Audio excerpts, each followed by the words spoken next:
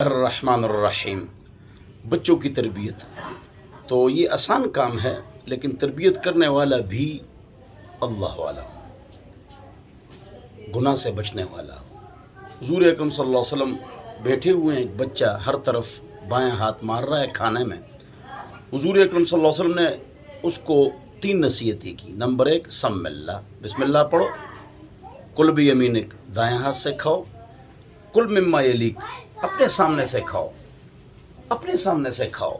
کل مما یلیک۔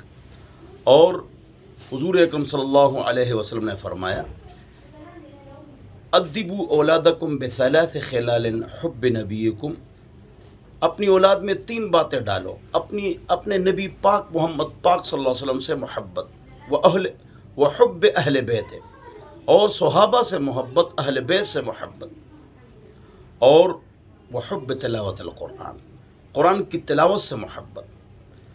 دسترخوان پر کھانا کھاتے، سیر پر لے جاتے، راستے پر سفر کرتے، بچوں کو دعائیں یاد کراؤ، ان کو نصیحت کرو۔ اگر گھر میں جھوٹ ہوگا تو پھر بچہ بھی جھوٹ سیکھے گا، بولے گا۔ اور آپ بیوی بچوں کے سامنے دن رات موبائل میں لگے ہوئے ہیں تو بچے نقل کرتے ہیں، نصیحت پر کم عمل کرتے ہیں، نقل کرتے ہیں۔ تو آپ کو دیکھیں گے، وہ ٹھیک ہوں گے انشاءاللہ، صحیح ہوں گے انشاءاللہ۔ تو آپ موبائل کے لیے بھی ٹائم مقرر کریں، اس میں آپ اکیلے موبائل دیکھیں، ضروری کام، فضول سے بچو۔ تو بچے اسٹڈی کریں گے، بکس دیکھیں گے، نوٹس تیار کریں گے۔